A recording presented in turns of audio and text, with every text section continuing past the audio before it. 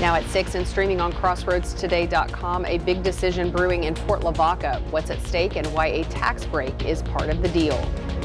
For the first time, the public is stepping inside the brand new Mission Valley Elementary. See what's making this school the talk of the community. Plus, a crash involving multiple vehicles and a train in Lubbock leaves 2 dead and 2 hospitalized.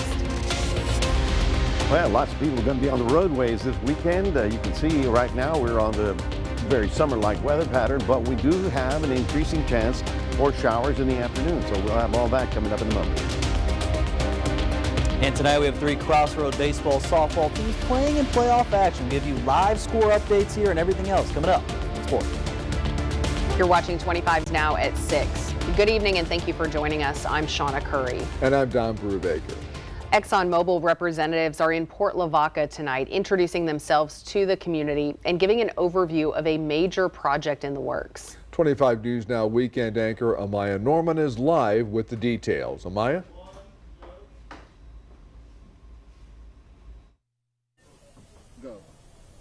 Yes, Shauna and Dawn, we are here in Calhoun County at the Community Center on County Road 304 East, where an informational meeting is taking place to discuss the ExxonMobil project. Now, ExxonMobil representatives are here to talk about what the project is, what would it mean for the area, and what comes next. Sometimes we have been following the story for some time now, according to the Victoria Economic Development Corporation. This chemical manufacturing facility could generate an estimate of $671 million in taxes for Calhoun County over its lifetime.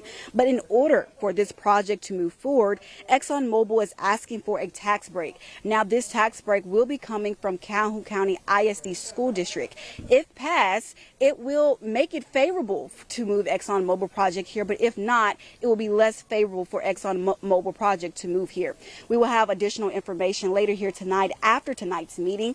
And Amaya Norman reporting live from Calhoun County, KAVU TV 25 News Now. Amaya, thank you. The future of the Fannin Monument is on hold. Goliad County posted on its website that the Commissioners Court meeting and Fannin Monument public hearing scheduled for Tuesday, May 27th were canceled. The Post said the Commissioners Court meeting was canceled due to lack of agenda items. The county's website said the public hearing was canceled due to a requested delay. It will be rescheduled at a later date. The Texas Commission on Jail Standards conducted an unannounced inspection of the Goliad County Jail this week. With more than 600 points of compliance to maintain, the jail passed with all regulatory requirements being met. Sheriff Roy Boyd says the Goliad County Jail is considered one of the cleanest and best run facilities in the state. Sheriff Boyd adds this inspection report is as close to perfect as he has seen in 31 years of service. For the first time, the public is getting a peek inside the brand new Mission Valley Elementary School, and the excitement is real. Kids and parents are all smiles as they explore the new campus. The doors officially open for school this August with an expanded capacity of up to 400 students. Victoria ISD Board President Micah Patton says the doors are open to everyone who wants to check it out. Right now, more than 200 students call Mission Valley home, and it's clear that this new space is something the whole community can be proud of. It's fantastic, and I'm just excited for the community and the kids and for Victoria, because this is a model that we can utilize in the future or the other elementary schools in Victoria. Over the summer, the original campus buildings will be torn down, the portables will be cleared out, and crews will put the finishing touches on the parking lot and surrounding grounds. Victoria College has landed a $1.2 million federal Gear Up grant to help local students be ready for college. VC is one of just 18 schools nationwide and 6 in Texas to receive this award.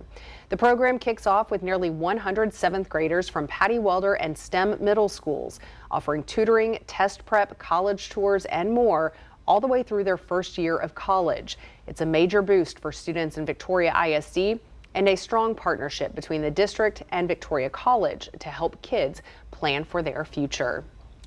The Atlantic hurricane season starts on June 1st. Experts think it will be busy. The National Oceanic and Atmospheric Administration predicts there will be between 13 and 19 named storms, with about 10 becoming hurricanes. NOAA thinks 3 to 5 of those will become major hurricanes, Category 3 or higher.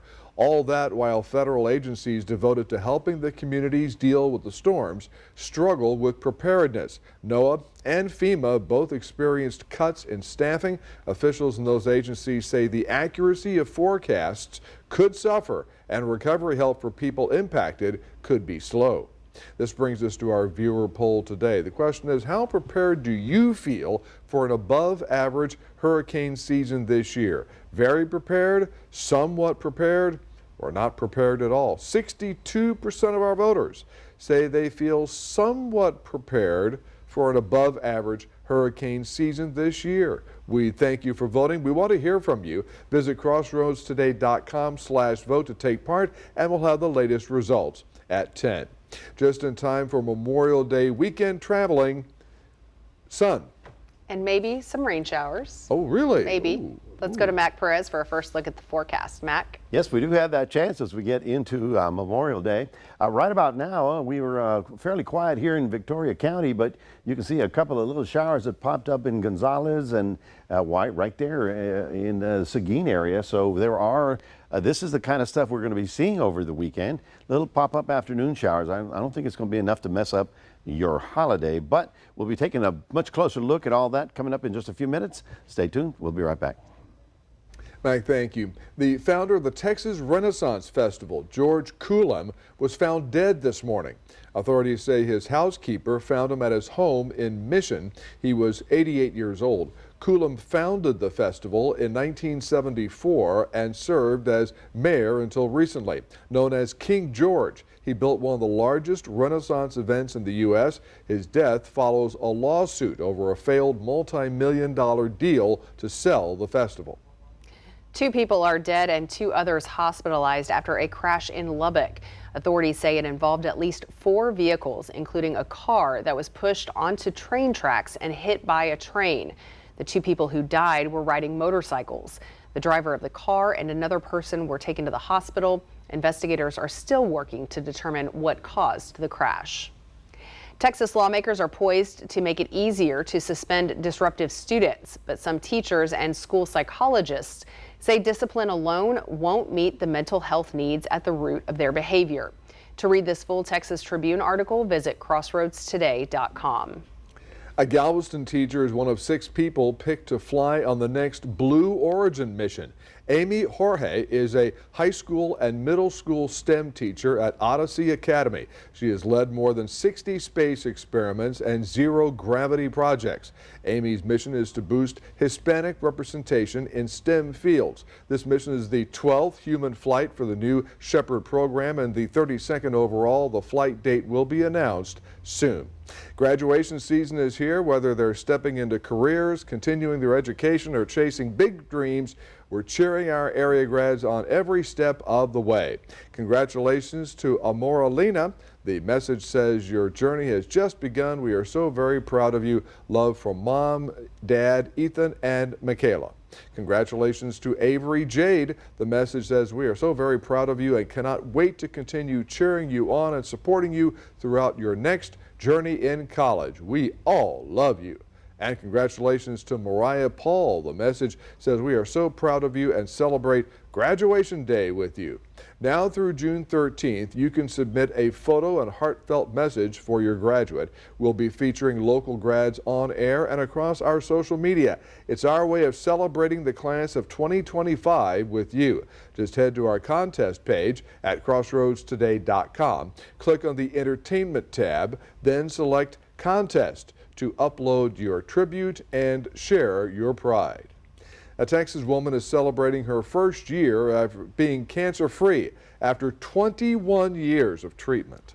She says she had a gut feeling to not give up, and now it's paying off. Braille Brown has her story. What's normal for most people, I've never got to see. Now I'm cancer-free. And coming back to normal is weird, because I'm used to every 21 days going and getting another shot that knocks you on your tail for a while. And let us go up into the mountain of the Lord, to the house of the God of Jacob, and he will teach us of his ways. 72-year-old Carolyn Collins says it's always been her faith that kept her grounded. But it wasn't until she received a cancer diagnosis in 2003 is when she leaned into her faith more than ever before. The first thing I said was, I'm not accepting it. I mean, literally, God told me that I had 70 plus years on this earth, and I want every one of them. She was diagnosed with inflammatory breast cancer, a rare but aggressive form of breast cancer, retracing the moments that she needed radiation and injections of Herceptin and doxorubicin every 21 days for 21 years. I kept getting sicker and sicker every time they gave me the maintenance chemo. Despite the diagnosis, she kept a positive mind, even encouraging others along their journey. I've never felt like God was not there. It's been a challenge, but counseling other people has helped me a lot. I mean, because I can walk into a room and talk to those people and kind of feel, okay, I know this is why I'm still here. Carolyn says it wasn't until the summer of 2024 she felt another calming confirmation. Let's go up into the mountain of the Lord, to the house of the God of Jacob, and he will teach us of his ways. I don't know, I was praying one night and God just kind of said, quit.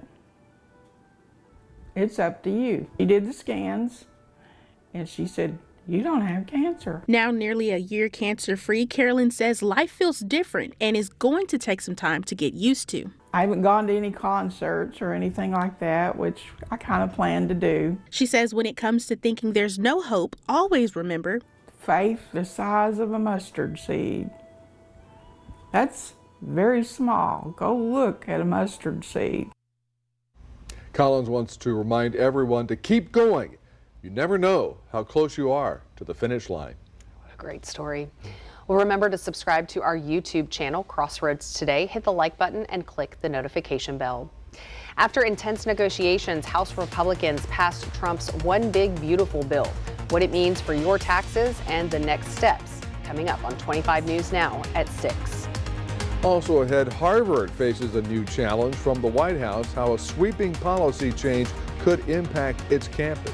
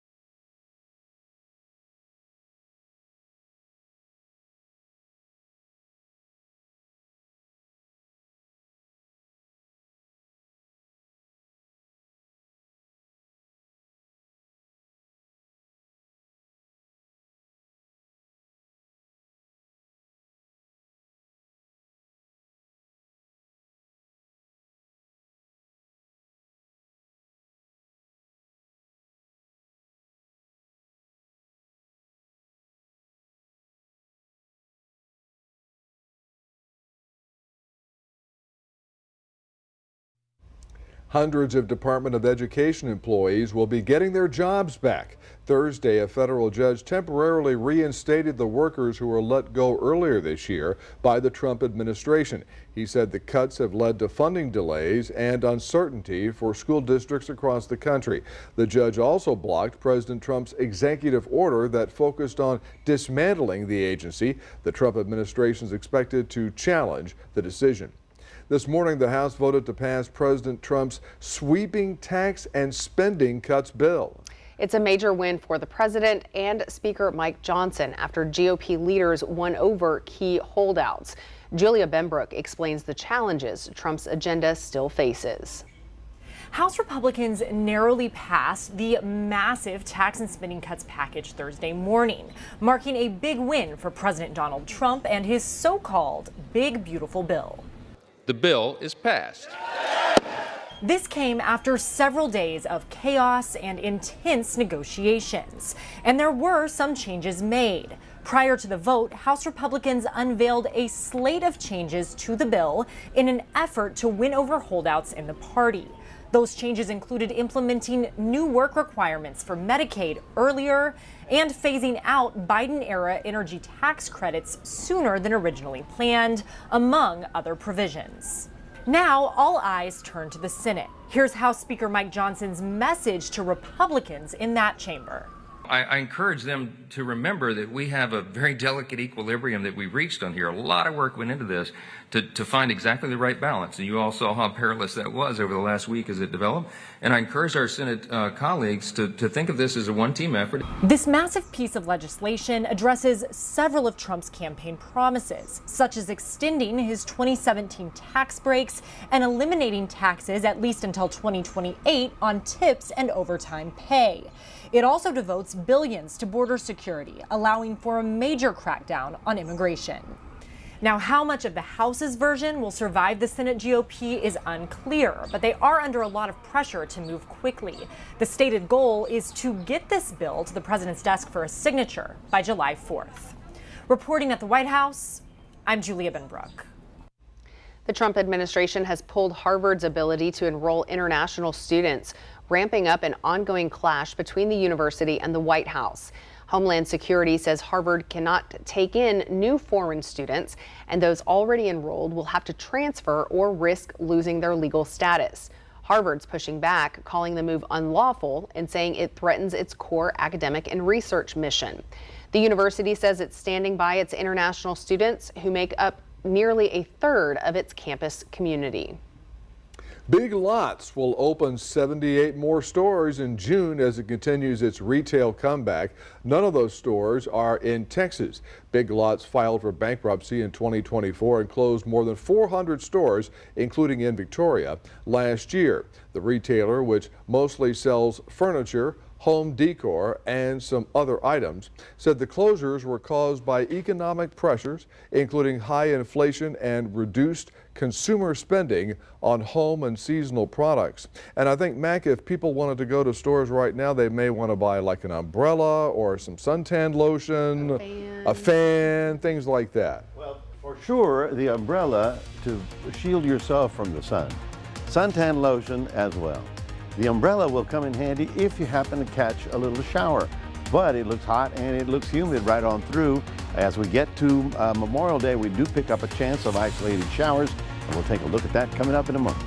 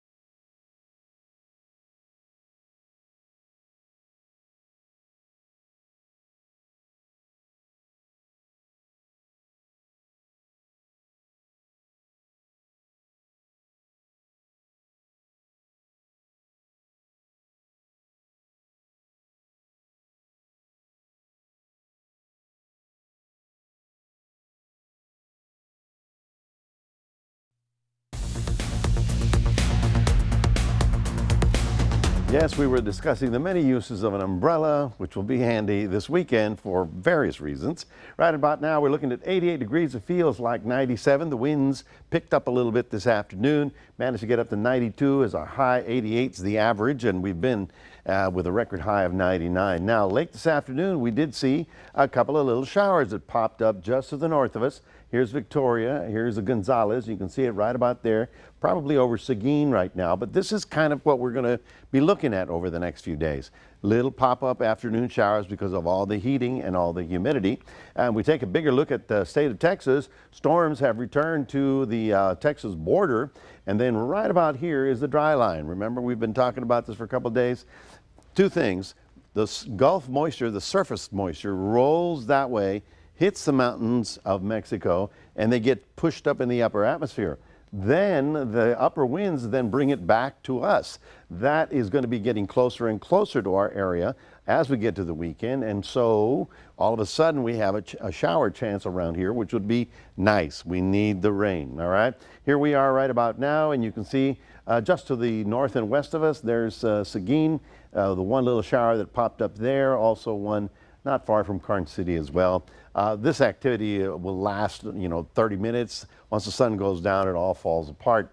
The watches and warnings, well, none for us, but for much of West Texas, again, there you go. Wichita Falls down to Midland is under a severe thunderstorm warning, a watch for tonight, and they've got flood warnings up there. For us, I wanted to show you this because we'll be using this map a lot for the next few months. Guadalupe River levels, where are we? We're way down here. See the blue line? We're at 4 feet, 0.2 inches of water in the river. That is not a lot. And it's forecast to decrease to 4.1 in the next couple of days. So obviously, this is we're at stage 3. We need to start conserving water as best we can, and we'll be certainly talking about it over the next few months. Also, what came out today, the Atlantic hurricane forecast, the Weather Service is looking, or the Hurricane Center really, is expecting 15 to 19 named storms, okay? So that is above the average, about 60% above. That would mean 6 to 10 hurricanes and 3 to 5 majors. Now that is, shall we say, higher than normal, but not extreme like we had, I don't know, 4 years ago when we had 24 named storms. So it begins June 1st, and today we already had one system in the Pacific. That's not going to be affecting our area at all. So easterly winds are going to be on the pickup for the next couple of days. That, of course, runs into the lifting caused by this front and the dry line out there. So stormy weather will be out in West Texas if you happen to be driving in that direction. Overnight lows, not exactly cool. Looking for a 75 pretty much all over the crossroads as a low temperature.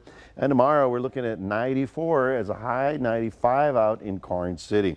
Taking a look at your day planner for Port Lavaca, partly cloudy. This is your Friday. It's a good start to the weekend with an 89, partly cloudy in Cuero with a 94 as a high temperature. So really, when does the big stuff begin? Well, I think you'll start seeing more shower activity during the afternoon hours popping up as our atmospheres get looser beginning on Monday, Tuesday, and Wednesday. So you're going to get wet one way or the other. You're going to get a garden hose, or somebody spills a drink on you, or it's humid, or it rains. How about that? That's your 7-day forecast, reminding everybody we do have a QR code. We'd love for you to scan that, put Crossroads of the Day on your phone.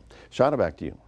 All right, we're getting ever so close to summer, but high school athletics is still going on. Let's send it over to Max Williams now.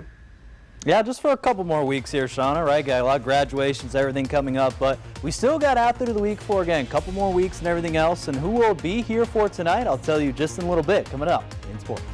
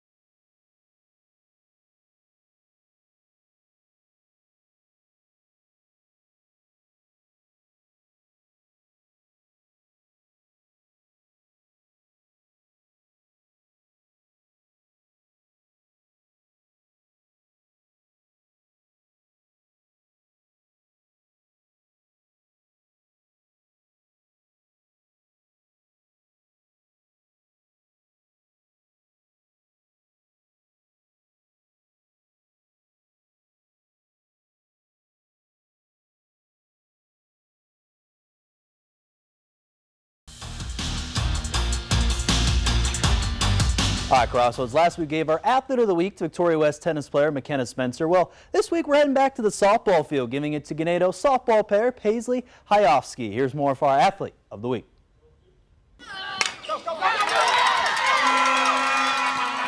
For this week's Athlete of the Week, we're handing it to Ganado softball player Paisley Hayofsky, who had 3 RBIs total in her first career home run in the Maidens' 19-2 win over Corrigan Camden Bulldogs in Game 1.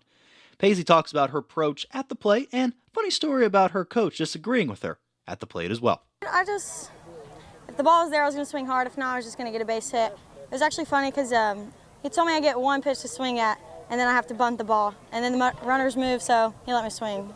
This funny story Paisley mentioned became reality through Tuesday's game as, again, she hit her first career home run in their win. She describes how this moment felt for her. Great. I've never hit a home run before, so it was the first one. I think my team definitely hyped me up very good, and yeah, I appreciate it. This sense of confidence at the plate for Paisley was a process throughout this season as she had to find her power at the plate, game by game. Head coach James Harp discusses how Paisley has progressed at the plate throughout this season. She stuck with it. She's learned to control her bat. Beginning of the season, she was swinging out of the strike zone. Now she's really focused on her strike zone and swinging at good pitches, and that makes a world of difference. Paisley and the Ganado Maidens are executing at the right time as they're only one win away from the state championship there next week. She describes what her team must do to get the victory tonight. Me and our team executed, and we just need to come out. We need to come out Thursday with the same effort, and we need to finish it off there. Wish the Ganado Maidens luck tonight in Game 2. Congrats for Paisley Hyoski for being this week's Athlete of the Week.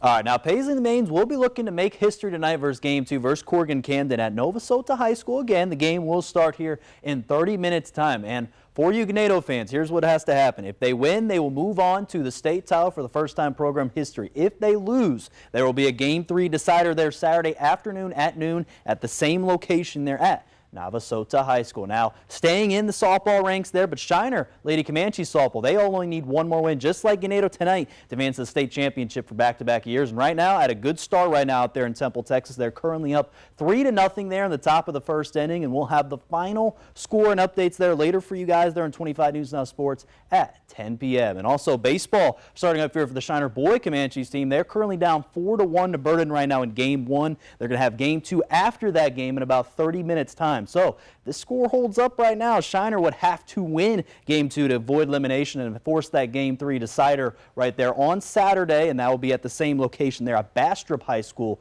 there for both of those schools. Now, how about this week's fishing report here? We're going to check out here. We got some warm temperatures this weekend here. If you want to go fishing around Coleto Creek, the water's at 87 degrees right now, and bass are getting good in that 8 to 10 feet of water. Again, same thing we talked about the past couple of weeks, those crawl worms, lizards around the reeds and stumps area. Then around Port O'Connor, the water is good there at 78 degrees. Again, slot redfish are caught outside of that South Jetty area. You can use those Spanish sardines and blue crab to use as well. Then around Matagorda Bay, the water's the same temperature. 78 degrees, but fishing's kind of slowed off there because of the full moon that's been happening around that side. There's going to be better weather this weekend here in the forecast, so if you anglers want to catch out fish, again, wade fishing or drift fishing is the way to go out there at Matagorda Bay. Now from this week's fishing reports, another top signing here in the Crossroads. Victoria East baseball player Grayson Youngblood will be playing baseball at Dallas Eastfield College, and Youngblood is going to bring that speed there to Eastfield because he led the team for the Titans this year with 32 stolen bases and was also third in the team in on-base percentage. And he told me how this moment heading to the next level feels for him. Go play ball at the next level out of high school. I'm blessed to have the talent to be able to do that. You know, not a lot of baseball players get to have a career out of high school, so very blessed. Youngblood will surely be missed here around the Victoria East community. And again, wish him luck there up in the Dallas area. And that's going to do it here in sports. Don and Shauna, back to you. Max, thank you, and we're back in a moment. The U.S. Treasury is making a major move that will change how we pay for goods and services in the future.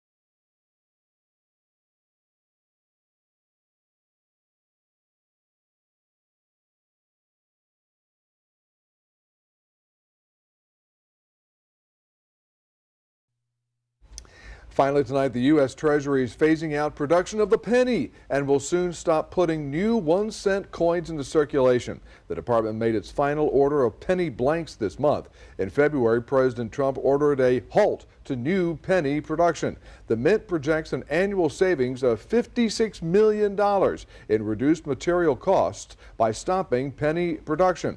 There are about 114 billion pennies in circulation in the U.S., and according to the U.S. Mint, it costs 3.69 cents to make each penny. I mean, that's just... We're losing money on. That's why we're losing money. I mean, yeah. It just doesn't sound American to not have a penny, you know? Have a picture of Abe there. A picture of Abe and everything. Yeah, exactly. Oh, well. But there's Now we'll have to get good at rounding. There's plenty of pennies in circulation already. Oh, yeah. They're just not printing anymore. That's right. That's right. So they'll become more valuable. They'll be worth a nickel. Oh, yeah. Who knows? Well, folks, lots of you packing up the Winnebago and the ice chest and getting ready for a big holiday weekend. Things are looking good for Friday, Saturday. Sunday, we see a little bit more cloud cover, and yes, we do have a chance for some afternoon showers Monday, Tuesday, and Wednesday of next week. Thank you, Mac. Thanks for joining us. We'll see you back at 10.